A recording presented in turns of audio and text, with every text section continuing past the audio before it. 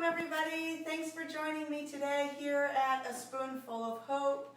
I'm actually going to log on real quick here on my computer so I can see you guys and see your comments and stuff. So this will be fun because I've never done this.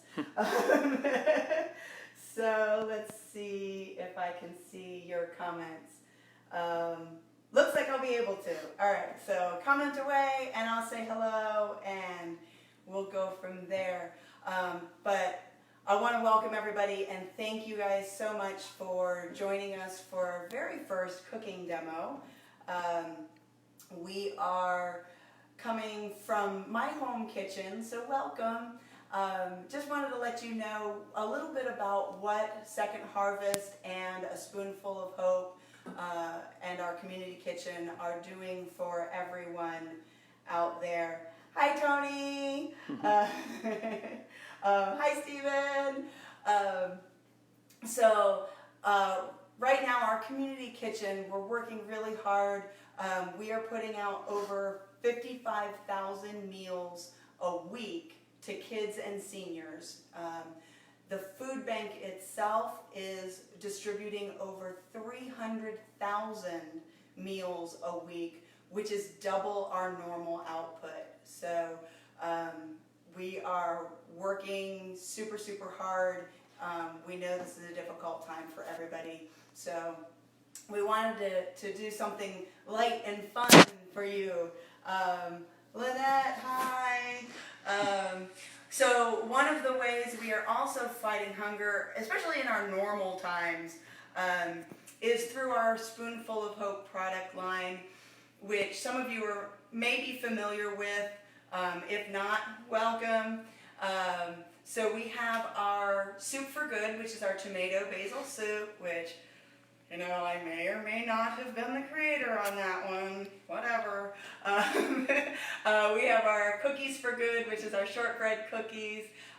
We also have our local honeys, which we are going to be using one of today. So we have 3 different flavors of our honey: wildflower, orange blossom, and palmetto. All really super great. Hi, Holly and Caroline. Yay! So we are using the wildflower honey today to make our honey lime glazed tuna. It's really light. I love these flavors. Like I said, they're really light, not overpowering. I wanted to create something that wasn't Asian necessarily, just something a little bit different than the normal seared ahi tuna that you've got that heavy soy sauce flavor throughout. So this is real nice and light, kind of really great here coming into the summer, so that's fun. John Dizon from Pennsylvania, look at you guys. Hi Tara. Miss your face, Chef John. Thanks for joining us. All right, so we are going to get started on our marinade first. We are going to put in there, thanks Tara, I love my kitchen too. We are going to make the marinade first. We are going to put in here, we're going to start with a 1/4 cup of lime juice. And if any of you really know me, I'm not a big, huge measurer, but that's okay. It doesn't have to be super exact. Like I said, this is just the marinade. We're also going to use a 1/4 cup of avocado oil. I like avocado oil because it is a healthy fat. It also has a really high smoke point. So you can get your pan really screaming hot, and you're not going to smoke up your kitchen like you will with something that's a little more volatile. You know, with the Asian flavors, a lot of times you use sesame oil. It has a very low smoke point, so you usually have to blend it in with a little bit of some other oil for that one. But we're using avocado oil today. We are then going to add 2 tablespoons of white wine vinegar. And it doesn't specifically have to be white wine vinegar. It can be a champagne vinegar. It can be a rice wine vinegar. Something lighter in flavor. You wouldn't want to use like a red wine vinegar or even something as heavy as balsamic because those flavors are just a little too heavy for this particular recipe. So we've got all our liquids in there. And now we're going to take our box grater, not a box grater, this is a microplane. If you don't have a microplane, so what this is, it's just a really tiny, really fine grater. If you've got a fine cheese grater, that works too. Yes, Tira, we do. So we are going to grate in there a little bit of ginger, fresh ginger. I keep my ginger in the freezer. It's going to prolong the life of it, and it keeps really well. And when it's frozen hard like this, it's really easy to grate. You want to take off the skin. Here's another neat trick. If it's frozen, that skin peels right off nice and easy. You can also use the side of a spoon to take that off. You wouldn't want to use a peeler because that's going to take off, because the skin is super paper thin. It's going to take off too much of the actual meat of the ginger. So we're going to take that skin off and we're just going to grate this right in. And again, it's going to be approximately a tablespoon of ginger, but you can just kind of eyeball that. And this is a marinade, so you're not going to really be eating any of this. Hi, Nadine. One of our students just joined us from our culinary training program. So nice to have you. Thank you. Hope you're doing well. I hope everybody's being safe and enjoying their time with their family. So then you're going to take your finger, and this is on the back side. There's no blades on the back side of this. Don't do that on the front side. You're going to cut yourself because all of these little areas are blades. So we're going to do that. And then we're going to take 4 garlic cloves. This is a garlic clove. The whole bunch of them is a garlic head. That was a newbie mistake that I made when I first got married because I was not a chef yet. That's another story. My sister, who's logged on, can share that story with you guys if you ever want to hear it. So you can mince this up with a knife, or you can just grate it like this and not have to dirty a knife and a cutting board. And again, it doesn't matter if you get big chunks in there because you're not going to actually eat this. You're just releasing those flavors from the garlic and the ginger. So we're going to grate that. Don't shave off your fingernails on this either, because that can happen.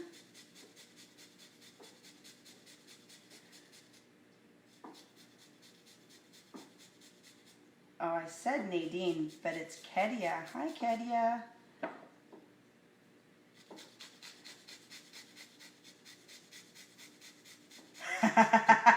Yes, it was a bad story, Tony. All right, so we're grating that in. Lesson learned is all we have to say about that. Just remember what the head of garlic is and what a clove of garlic is. So that was 4 cloves of garlic going in. And then we are going to get, and I practiced this before and I washed my little tiny whisk, or I forgot to wash my little tiny whisk rather. So I left this in here. So we're just going to give this a quick little mix.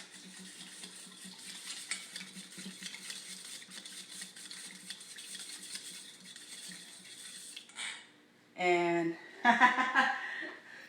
Tiara knows where I live. She's on her way over. She's going to enjoy this tuna when she gets here. All right. No, you must social distance. All right, little salt and pepper in that. And then, of course, the one thing that you can't forget, which is the whole point of this recipe, is the honey. So our honey normally comes in a 16-ounce bottle, or you can buy it in a gallon. My husband and I, we go through a lot of honey. By the way, the wonderful camera work is all due to my fabulous husband. So thank you, Aaron. So you know, I buy it in the gallon jugs. So, and I just put it in squirt bottles, so it's a little more manageable. You're going to do about a 1/4 cup of that. Again, you can just eyeball that. And then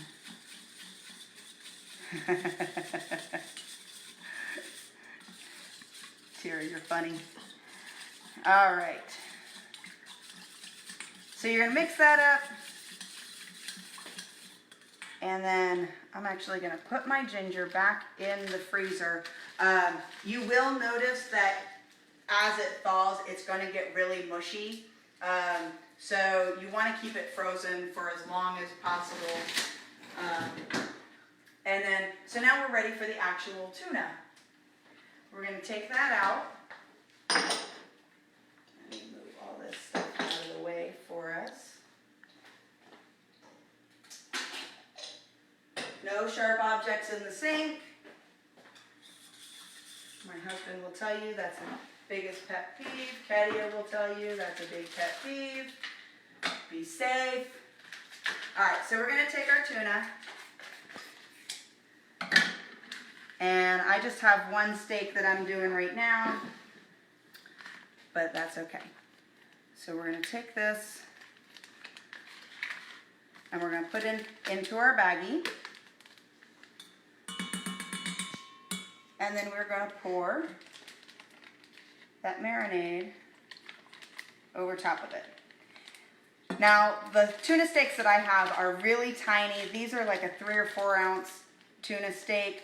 An 8-ounce steak would be beautiful, and this is enough marinade for 2 8-ounce steaks. So this one is kind of swimming in this right now. It's fine. It's fine. It's just fine.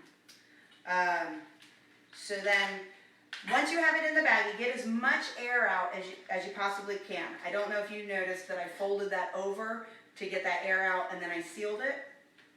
So then you're going to lay it flat in that, in just a little dish of some sort, so that if anything does happen to leak out, you're not going to have a mess in your refrigerator. So you're going to put this in your refrigerator for about 20 to 30 minutes, again, depending on the size of your tuna steak. Halfway through, you're going to take it out and you're actually going to flip the bag over, because if you can see, the tuna steak doesn't necessarily sit it's not completely covered.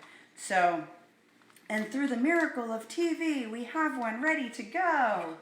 Let me put this in the sink also. All right, so we're going to come on over to the stove. So, hi Colette. One of my favorites. Let me know if that does weird things to it's the fine. lighting. Okay. All right, so we're going to take that avocado oil, and we're just going to do one little swirl around the pan and turn that up to high heat. And we're going to wait for that to heat up. Make sure that your oil is evenly distributed through the pan. If you have a flat top like I do, you may notice every now and then that your pans kind of warp on the bottom. It's a couple different reasons. One, you might be heating up your pan when it's empty. You always want something in your pan when you're heating it up. A little bit of oil or, you know, whatever. If you're rendering bacon, there you go. That's your fat too. So we're going to get that super, super hot and wait for that. It's going to take, you know, a few seconds or so. Let's see who else is on. Thanks for the camera work, Mr. Chef Jill. Hi, my other sister. Hi, Gail. Hi, Judy. So we're waiting for our oil to get really hot, and you'll be able to know that it's ready because the oil will get really loose and it'll start getting shimmery. So that's going to take just a couple more seconds. And like I said, that avocado oil has a really high smoke point. So it can get up to, I want to say like 400 degrees. It says it somewhere on there. Not a huge deal. But it can get up to like 400 or 500 degrees and you're good. It's not going to smoke up your kitchen. So if you look here, it's starting to get really hot. I don't know if you can see that, Erin. It's starting, see that kind of shimmery? It's not quite there yet, but you can see how much looser it is now than when it was when I put it in the pan. So we'll give that just like one more second. I can kind of see the shimmer. While we're waiting for that, what we can do is in the meantime, we're going to take our tuna out of the marinade. And if you notice, it's actually changed color. That's because of the citric acid, or the citrus juice, the lime juice. You've basically made ceviche on the outside. So, yeah. If you have a sushi grade tuna, you could eat it just like this if you wanted to. We're going to sear it off. All right? So you can hear how hot that pan is. Be careful, it will splatter. So what you're looking for is that white line. See how quickly that develops? And it's going to take a little bit longer depending on the size of your tuna. But this isn't taking long at all. And this type of tuna, you want to really cook it to only just a medium rare. So, you know, I don't even know how long that was. 30 seconds, it wasn't even a minute. But you can see that line forming. That's looking really pretty. You want those lines to be nice and even. And then I'm going to bring my honey back over.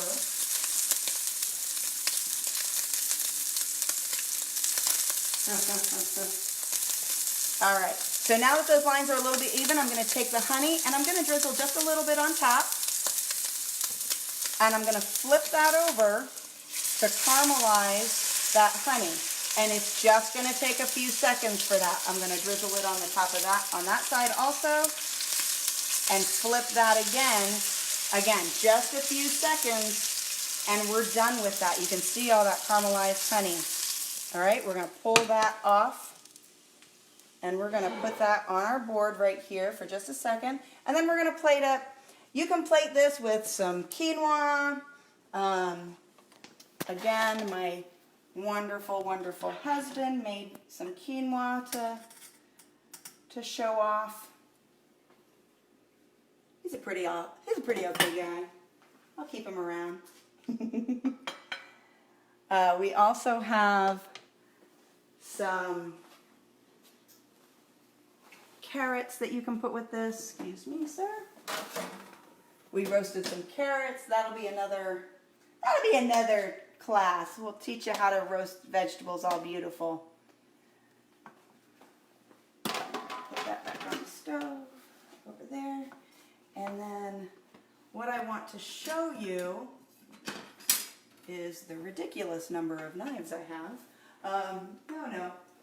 We're going to show you the inside of this tuna steak. So this should be a nice, pretty, yeah, look how pretty that is. So that nice pink, and you've got that even sear all the way around. And we're just going to plate that up. It's going to be so yummy. So there we go. You can steam some broccoli with this. That would be really great. Asparagus, you know, Brussels sprouts, whatever you want. I mean, really, a nice salad. Do a nice light garden salad with a citrus vinaigrette or something. You know, use the same flavors that you have in that marinade, and we will. So we're gonna eat some of this, because why wouldn't we? But I'm getting a fork for the husband too, because he likes this too.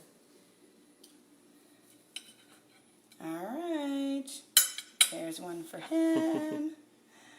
There's one for me. Tuna cheers. So that is our honey lime glazed tuna. So good. So good. Like I said, it's really, really light. It's awesome for these hot summer days. I'm going to stop talking with my mouth full. And then, so we really want you guys to be safe. Thank you again for joining us. Sorry if I didn't get to see your comment. Denise, hi. Hi, Michelle. So if I didn't say hi, I'm sorry. I'm going to look through these comments later and say hi. I try to. We also have a deal for you. So if you purchase the wildflower honey at aspoonfulofhope.org, that's a spoonful, 2 L's, of hope.org, use the discount code Facebook10 and you'll receive 10% off your purchase. We'll throw in one of our other recipe cards along with your purchase, and those recipe cards feature one of our students' stories that it's one of their stories of how you shared and helped with their journey through the culinary field. So we really love you guys being here. I hope everybody is staying safe. Be healthy and wash your hands. Thanks, guys. Love you all.